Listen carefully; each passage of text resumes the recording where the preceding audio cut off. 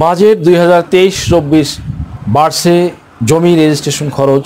কারা বেশি লাভবান হবে, কারা বেশি ক্ষতিগ্রস্ত হবে? সুপ্রিয় দর্শক মণ্ডলী, আসসালামু আলাইকুম। দেশে এবং দেশের বাহিরে যে যেখান থেকে শুনছেন, আশা করি ভালো আছেন, সুস্থ আছেন, নিরাপদে আছেন।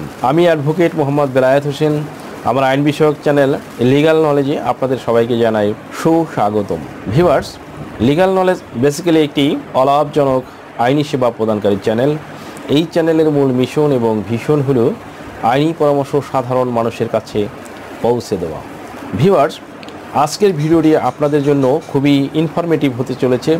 সো ভিডিওটি স্কিপ না করে সম্পূর্ণটি দেখার জন্য রিকোয়েস্ট করছি। আরও রিকোয়েস্ট করছি, চ্যানেলে যারা নতুন, চ্যানেলটি লাইক, শেয়ার, কমেন্টস এবং সাবস্ক্রাইব করে পাশে থাকা বেল আইকনটি প্রেস করে দিন, যাতে পরবর্তী ভিডিওর নোটিফিকেশনটি খুব সহজেই পেয়ে যান। আর সময় নষ্ট না করে মূল আলোচনায় চলে যাই। লিগ্যাল নলেজের ধারাবাহিক আলোচনায় আজকে যে টপিকটি নিয়ে আলোচনা করব তা হলো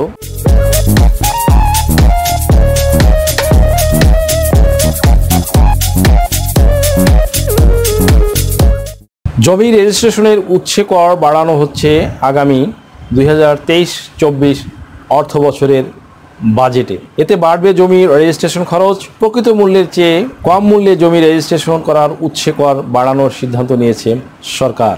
অর্থ মন্ত্রণালয় ও জাতীয় রাজস্ব বোর্ড এনবিআর সূত্রে এই তথ্য জানা গেছে। বর্তমানে ভূমি রেজিস্ট্রেশনের সময় দলিলে লিখিত মূল্যের 1% রেজিস্ট্রেশন ফি, 1.50% স্ট্যাম্প শুল্ক, এলাকা ভেদে স্থানীয় সরকার কর 2 থেকে 3% এবং রাজুক, দ্যাট মিনস রাজধানী উন্নয়ন কর্তৃপক্ষ ও সিডিএ চট্টগ্রাম উন্নয়ন কর্তৃপক্ষ অন্তর্ভুক্ত এলাকার জন্য 4%, অন্য সিটি কর্পোরেশন ও পৌর এলাকার জন্য 3% উৎসে কর দিতে হবে।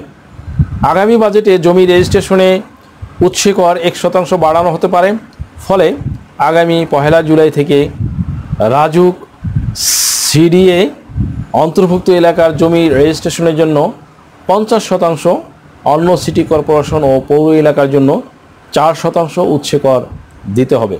সূত্রগুলো জানিয়েছে, বর্তমানে কর ফাঁকি দিতে দলিলদাতা ও দলিল গ্রহীতা দুই পক্ষের যোগসাজশে রেজিস্ট্রেশনের সময় জমির প্রকৃত মূল্য গোপন করা হয়।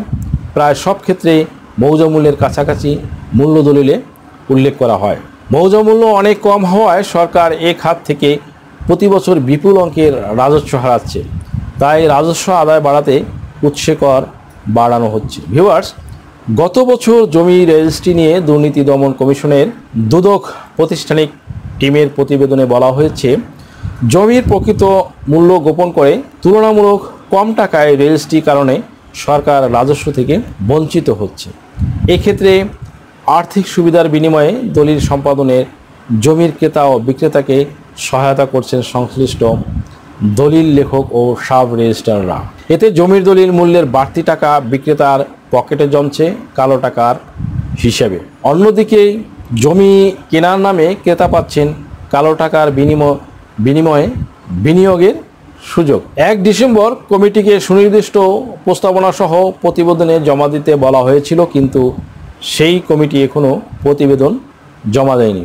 অবশ্য আবাসন খাত সংশ্লিষ্টরা বলছেন, কর বাড়ানোর কারণে অর্থনীতিতে বৈধ কালো টাকার জন্ম নেবে। কারণ বেশি কর আরোপ করায় সবাই দলিলে কম মূল্য দেখাতে চাইবে। তখন টাকা বৈধ করতে মানুষ আরও প্রতারণার আশ্রয় নেবে অথবা বিদেশে পাচার করবে। বরং কর কমিয়ে এ খাতে রাজস্ব আদায় আরও বাড়ানো যেত।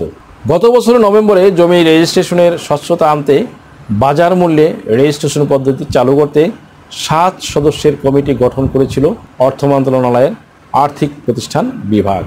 এতে অর্থ মন্ত্রণালয়ের আর্থিক প্রতিষ্ঠান বিভাগের যুগ্ম সচিবকে কেন্দ্রীয় ব্যাংক আহ্বায়ক করা হয়।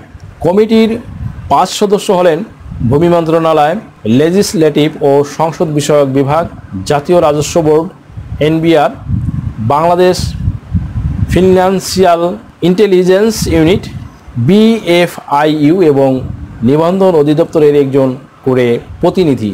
সদস্য সচিবের দায়িত্ব পালন করবেন আর্থিক প্রতিষ্ঠান বিভাগের উপসচিব, কেন্দ্রীয় ব্যাংক। ভিউয়ার্স, আশা করি ভিডিওটি থেকে সামান্যতম হলেও উপকৃত হয়েছেন। যদিও ভিডিওটি ভালো লাগে তাহলে রিকোয়েস্ট করব চ্যানেলটি লাইক, শেয়ার, কমেন্টস এবং সাবস্ক্রাইব করে পাশে থাকা বেল আইকনটি প্রেস করে দিন, যাতে পরবর্তী ভিডিওর নোটিফিকেশনটি খুব সহজেই পেয়ে যান। সো আজকের মতো এখানেই শেষ করছি। দেখা হবে অন্য কোনো দিন, অন্য কোনো ভিডিওতে, অন্য কোনো আইনি কন্টেন্ট নিয়ে। সেই পর্যন্ত সকলে ভালো থাকুন, সুস্থ থাকুন, নিরাপদে থাকুন। আবারও সবাইকে ধন্যবাদ জানিয়ে এখানেই শেষ করছি। আল্লাহ হাফেজ।